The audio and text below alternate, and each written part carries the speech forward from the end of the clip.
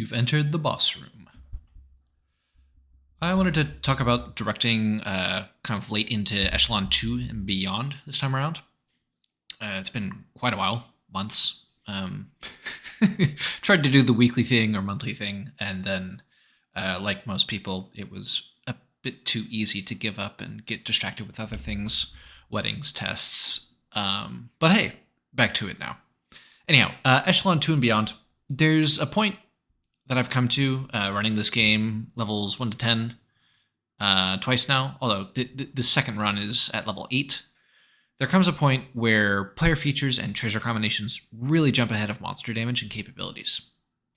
So I've tried 2 different general approaches to try and reunite monsters and players as levels go up.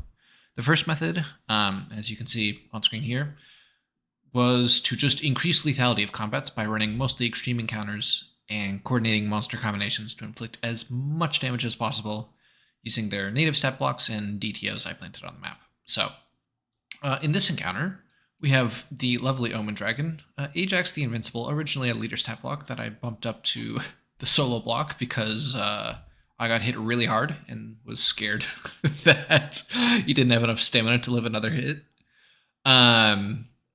Mortem, who I borrowed from the War Dogs leaders. Any amount of acid water here that did plenty of damage.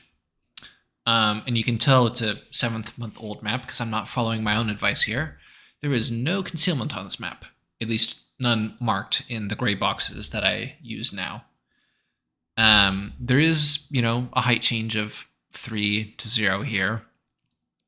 But there's no difficult terrain either, but we'll get into that. Because that's a new addition, I think. That should be on most maps that you have. Anyhow, heaps and heaps of damage, just extreme encounters everywhere, and it worked. Combats, this one in particular, were dramatic, and I would get 1 or 2 players out of 5 or 6 down to dying pretty frequently. But I think this was just a development of the format I was running at the time, where I was having a respite after every 4-hour session because I had a rotating cast of players. And so I wanted people to come in at level footing. And at the time, the best I could think of was just to have a respite after every session.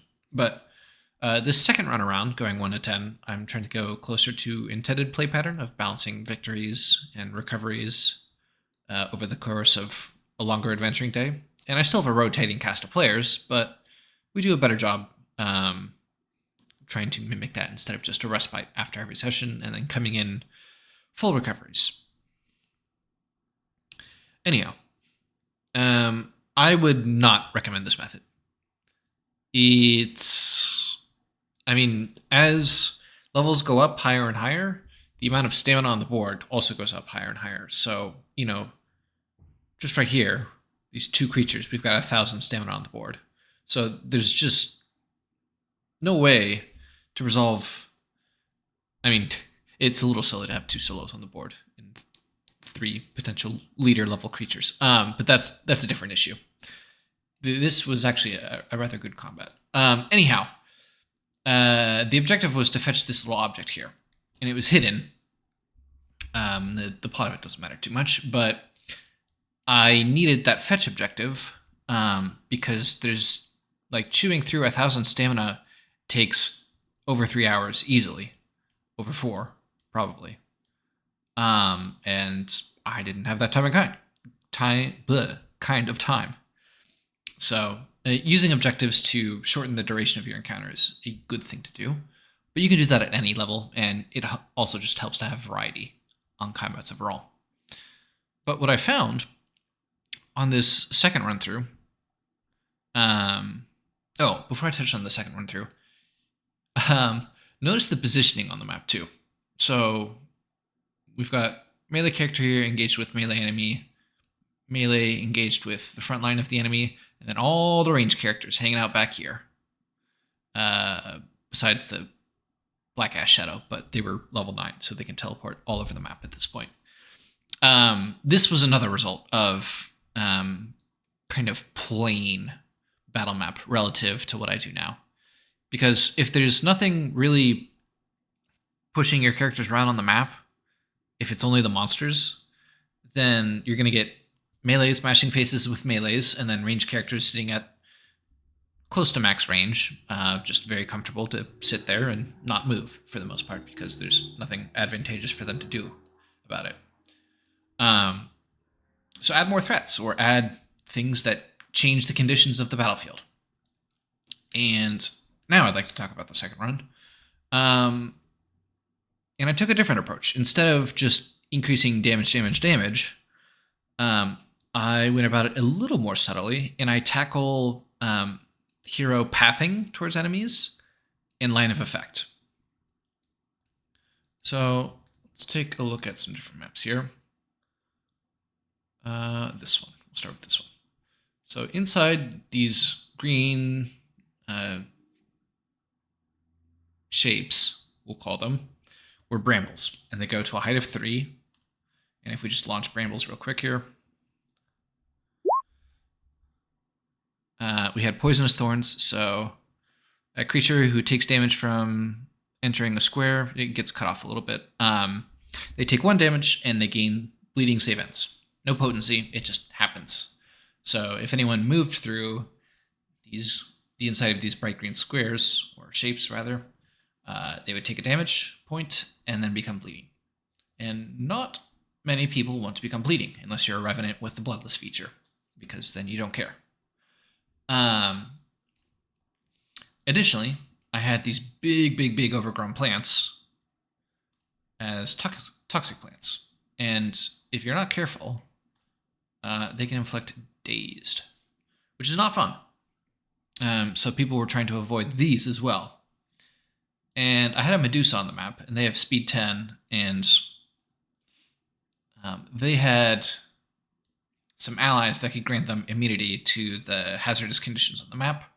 And so they're speeding around the map while the heroes are trying to figure out how to catch this speed 10 creature that's tossing ranged attacks and manipulating their movement, so on and so forth.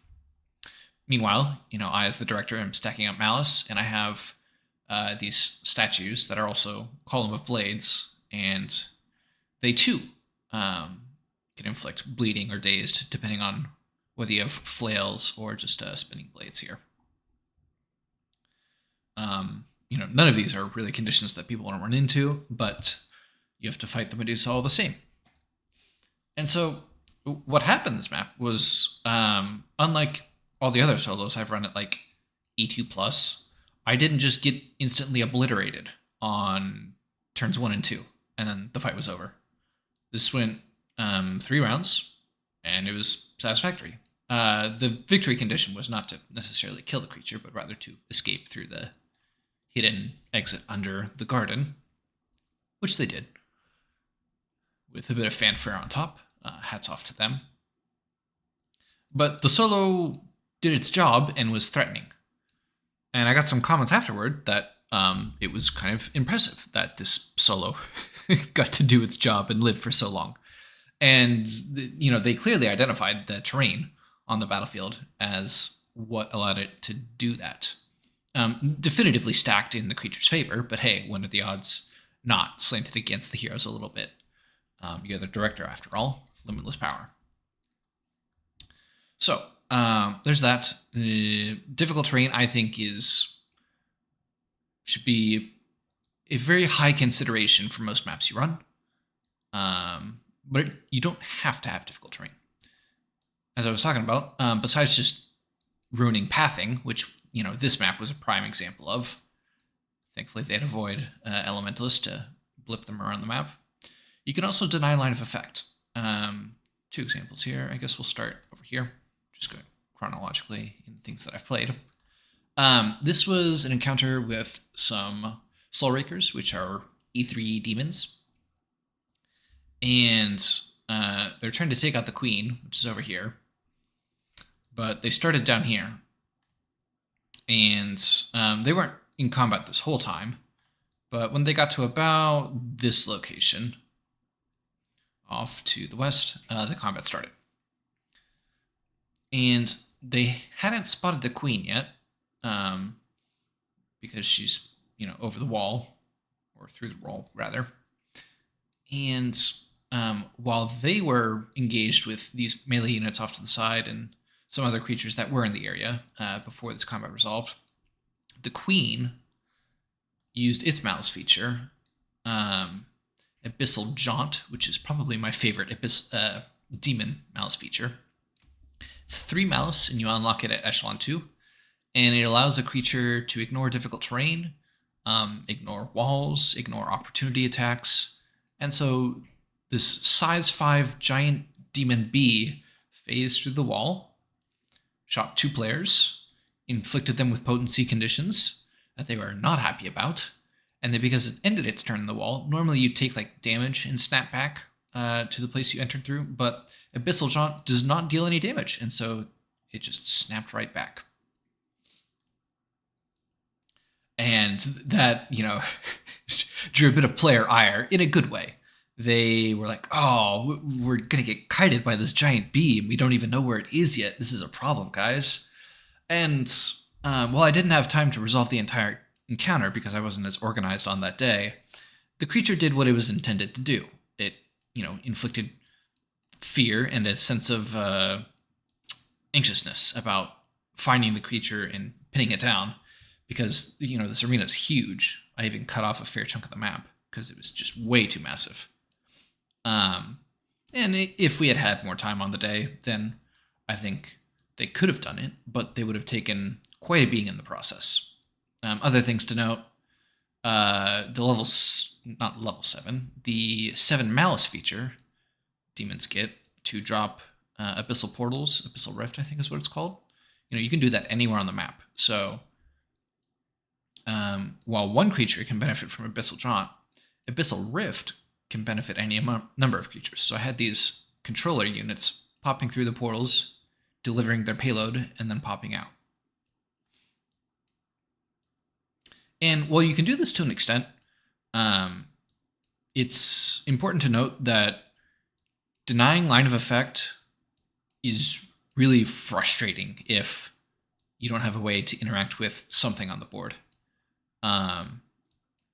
So, they had any number of creatures to interact with on the way towards the queen, and I had dictated that these walls were essentially psionically reinforced because they're magic psionic-y demon bees. So while they could have started guessing, and chipping away at walls, you only get so many actions in a combat, and only so many abilities can go through walls that are magically or psionically imbued.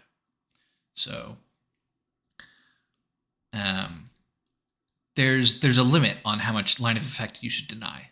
But if you need something to live a little longer, then by all means, set up some walls. If you have to declare they're magic walls instead of just normal walls because you've got a Berserker Fury or, I don't know, Earth Elementalist, Fire Elementalist. Like, they should get to use those features at the lower levels, Echelon 1, Echelon 2.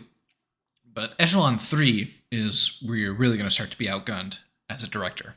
And it's time to decide that enemies play smart too, and they make their bases accordingly. All right. Touched on that. DTOs. I mean, I still use high damage DTOs. I just I use them differently. Instead of, damage, like get as much as we can over here, it's accents to the map. So, there's this small section of the map that's not in the toxic plants or the brambles, but now you have this column of blades here. And so if you want to path through and you don't have, flight or teleport or some other way to get up high, then you're going to take a few swings from this thing as you get into this square and this square. And at that point, you're risking bleeding or dazed, depending on your might. But there are plenty of other DTOs in the book. Exploding mill wheels are a great way to get people to move around the map, because every turn, not every round, every turn, so monsters and players, they move 2 towards where they were initially angled in a straight line. So this map, the objective was to hold them off for 3 rounds. And all these creatures were trying to move and unleash the object here, a soulstone for a lich. And these exploding meal wheels that I had reflavored to be, flying bullet bill looking things, were threatening to come in and crash into the wall that was separating these creatures from the object. And so the mini objective became, how do we stop these exploding meal wheels in time? Because there's 3 of them, and whether players are acting or monsters are acting, they're getting closer to the mini objective of shattering the wall and opening up the true objective on the map for claim by the monsters. And the groups that I ran through this, they were able to handle it. It's a stacked map, but players are creative, so good on them. They weren't even Echelon 3 at the time. Anyhow, one more map here, because we've touched on all the others. Walls.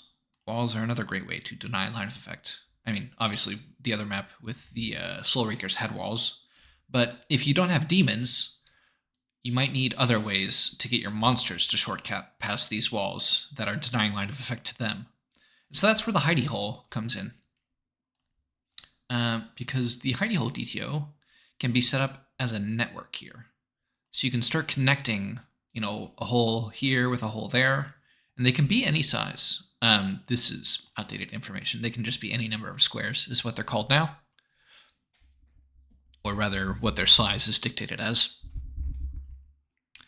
And so when you connect all of these holes, you can have fast creatures or slow creatures, whatever it is, either hiding out, waiting to strike at heroes, or as I had it, say this is the important creature that everyone needs to kill. They were hiding over here. Heroes came in from the north, and now they're looking. So they're fighting their way down, and they ended up doing something like this path, and then they came back over here, and then eventually they found their target. But, all this time in between, this area here was like super crunch time, very stressful for them because they hadn't found the enemy leader yet. They were getting poked away by them as they were peeping in and out of these hidey holes. And meanwhile, there are plenty of other creatures on the map dropping, area abilities and inflicting conditions, slowly chipping away at the resources. And they ended the combat not too healthy, as you can see.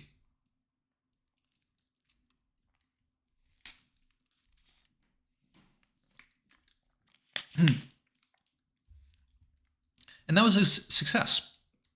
Not only because, I got to fight back as the director, but because I didn't have to inflate the amount of stamina on the map in order to have a satisfactory combat that felt, even. The leader only had 220 stamina, unlike this creature here, which is not much when you're a level 8 hero. That can be ended in a round easily, if not, half of a round, depending on the player setup and how the map looks beforehand. But when you've got this, peekaboo, hide and seek, run around the map, because the leader also had a mount. And so they would travel from, size 2 hidey hole to size 2 hidey hole with their mount. They could charge over or charge back or do whatever. And it was really difficult as I kind of spread out the fight and picked heroes apart and isolated them. Thankfully, this group also had a Void Elementalist and some clever play that allowed him to start destroying walls here as their Berserker pushed through them, or did their bulldozing Wrecking Ball maneuver to get a big old chunk of land off the map. No magic or sonic walls here, because I wanted people to be able to use those features once again.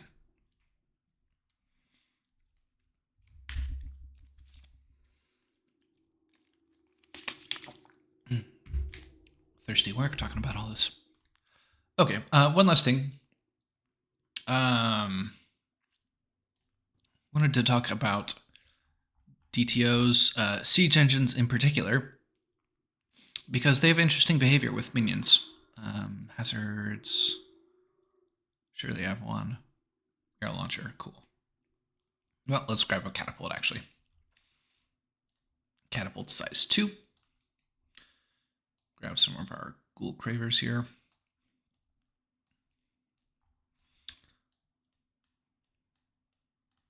So minions act in a squad, and they'll take the same action, as we know.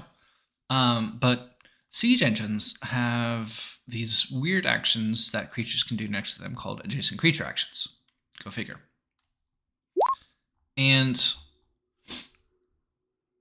okay, well, I guess this is outdated as well. But that's okay, because we've got enough here to make it work. So one creature could fire the arcing shot here of the catapult. One minion, rather. Another one can reload it. Then you can fire again. And while reload can only be done once per round, unfortunately, this is outdated information, so it's not quite accurate. This last, ghoul craver here, they could move the siege engine, or they could use the air assault feature to vertically push. It used to be called Fire Me Boy, which I think is a way better name. To vertical push an ally within 2 and vertically push them up to 10 squares. And they land safely if they don't land on a creature, which you could do. It's a good source of damage. And that's a great way to improve vertical mobility for creatures that don't normally have it. You can also use the float powder echelon 2 consumable. It gives something flight for an hour at the cost of all their stability.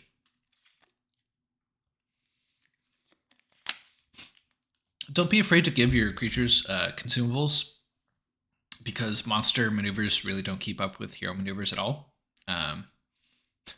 From my experience, at least. I'm only so skilled at the game, though, so I could just be a skill issue here, and maybe I'm not playing that well. But any number of E1 consumables are great, just in any encounter. Black Ash Dart, Thunderhead Cloud, Noxious Cloud. Defensive items like Breath of Dawn to clear conditions, or Wellness Tonic at E3 to clear conditions, especially if you're like a leader or a solo. Because if a group is good at stacking conditions, you will not be able to remove them fast enough, and all of a sudden you'll be stuck. And, it's technically satisfying for the heroes to lock down a leader or a solo. But there's just a part of me that feels like it should take more than one round to do so.